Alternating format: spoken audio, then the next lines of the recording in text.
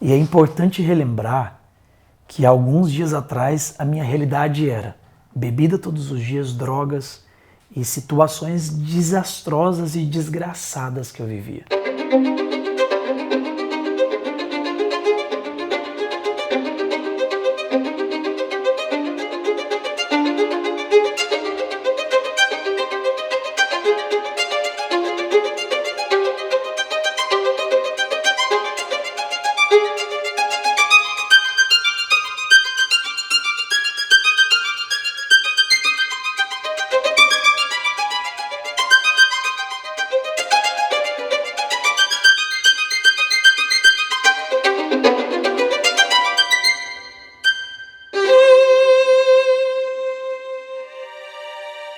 De 11 para 12 anos, eu começo a ir para a rua.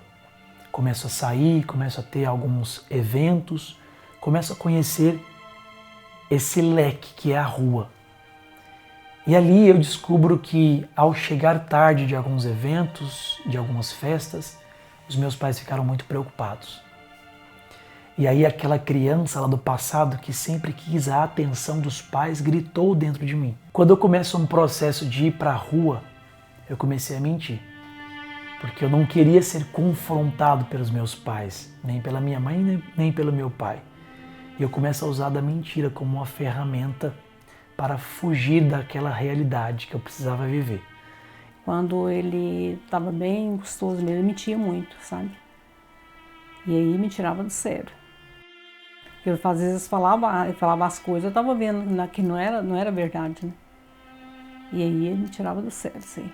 Na época não tinha assim tanto castigo, eu batia mesmo, pegava a vara e batia mesmo. A vara de assar peixe, né, e eu batia.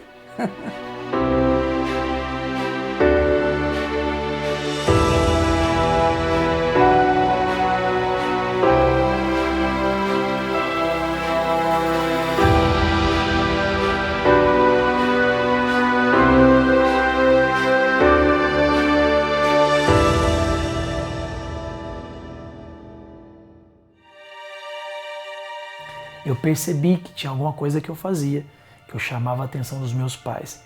Isso tudo inconscientemente. E eu comecei a sair mais. Então eu falava que ia para um lugar e ia para outro. Eu falava que ia encontrar uma pessoa e ia encontrar outra. Eu falava que ia fazer algo, mas eu ia fazer outra coisa. Eu pegava a moto dela para fazer várias coisas que eram coisas destruidoras para mim. E para que eu saísse de casa, eu precisava usar mentira. E usei a mentira muitas vezes. E na rua eu encontrei pessoas que queriam me ouvir, que me davam atenção e que me amavam, mas um amor falso, um amor que me levou à destruição. E foi aí que eu conheci as drogas, que eu conheci a maconha, o êxtase. Foi aí que eu me envolvi com pessoas destruidoras, tóxicas para a minha vida. Me lembro de começar a andar com um dos maiores traficantes da minha cidade, e era muito bom estar com eles porque eles me aceitavam, porque eu cantava, porque eu estava ali animando as festas deles. E hoje eu entendo que eles não me aceitavam, eles me usavam. E ali eu encontrei uma realidade totalmente diferente da realidade que eu aprendi na minha casa. Eu encontrei prostituição, eu encontrei as drogas, eu encontrei o crime, encontrei amizades que estavam prontas para usar de mim até o final. Só queriam aquilo que eu podia fazer por eles.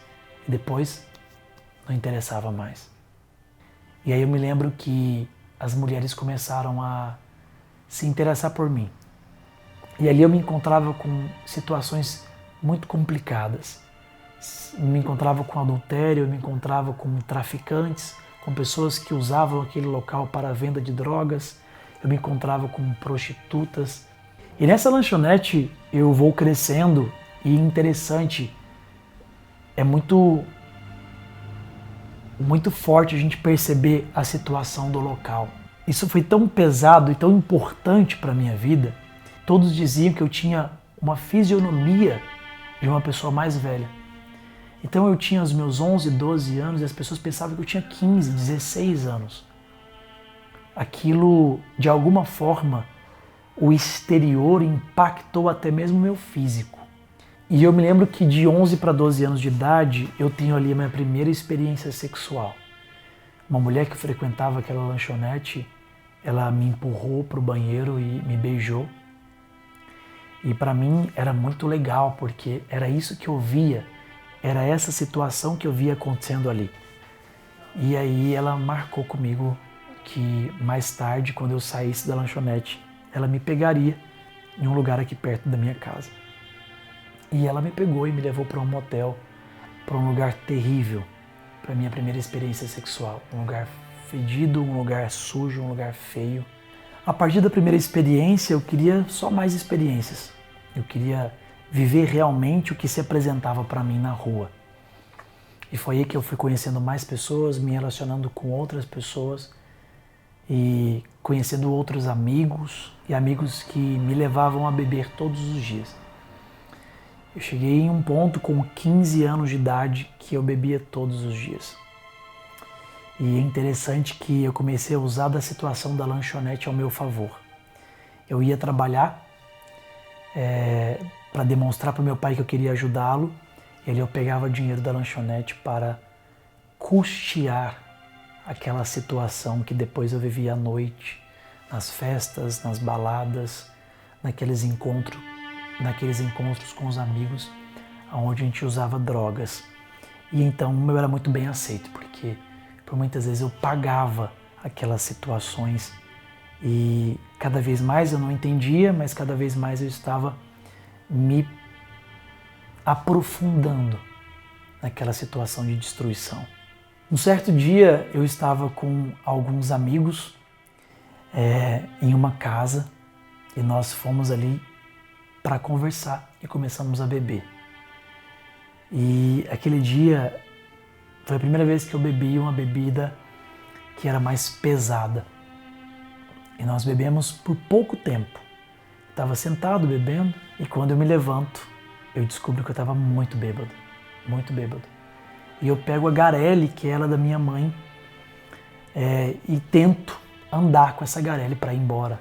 Eu me lembro que eu saí da frente da casa, eu fui parar do outro lado da rua, no meio-fio, e ali eu caí com aquela garele e já não me lembro de mais nada.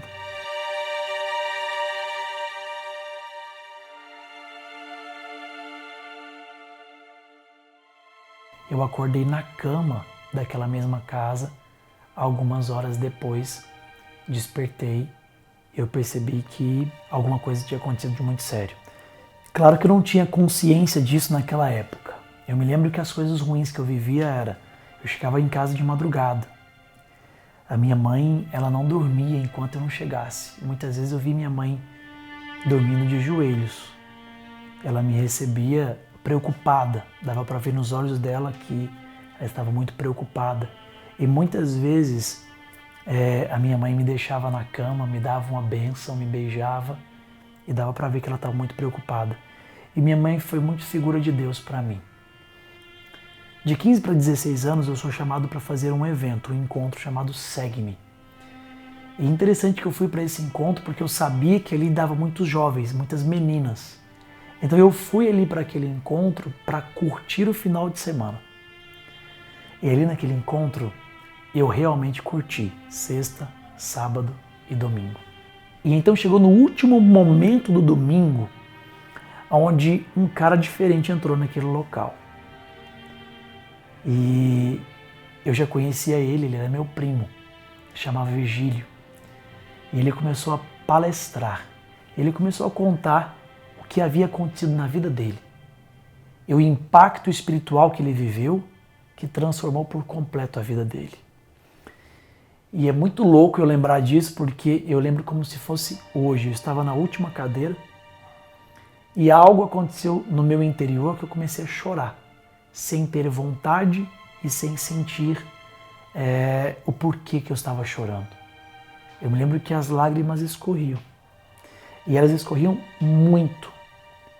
Mas eu não fazia nenhum barulho, eu não estava entendendo, meu corpo começou a tremer, o meu peito estava com um calor muito grande. E foi ali que eu tive a minha primeira experiência espiritual com a palavra. Ali começou um impacto espiritual na minha vida. Terminou aquele momento e eu vim para casa. Só que eu vim para casa e tinha algo diferente comigo. Depois do primeiro impacto, eu já senti que tinha algo diferente comigo. E eu terminei aquele momento e vim embora para casa. Para mim tinha sido um momento lindo, mas eu não sabia o que tinha acontecido aqui dentro de mim. Eu não tinha consciência. Chegando aqui na minha casa, eu abri o portão e aqui na porta da minha casa, ela é aquela porta que dá para ver a casa por dentro, quando a luz está acesa. Estava à noite, a luz estava acesa. E eu bati na porta e vi meu pai vindo do fundo da casa até a entrada da porta. E ali uma explosão de sentimentos começaram a acontecer dentro de mim e uma decisão, um impulsionar de uma decisão dentro de mim disse: eu vou beijar o meu pai, eu vou dizer que o amo.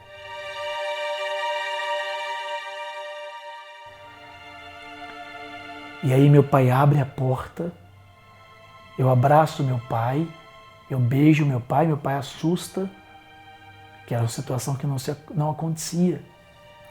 Eu beijo meu pai e eu olho para o meu pai e falo para ele: pai, eu te amo. E meu pai fica com os olhos cheios de lágrima, segura o choro, as lágrimas caem. Eu não me lembro as palavras certas que ele usou, mas ele disse: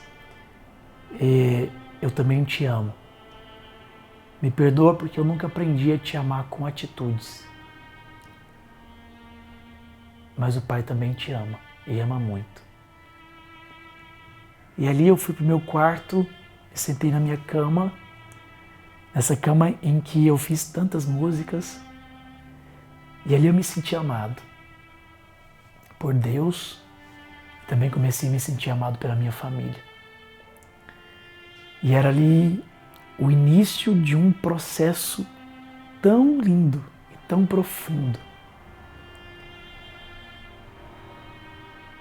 de cura, de ressignificação e de restauração.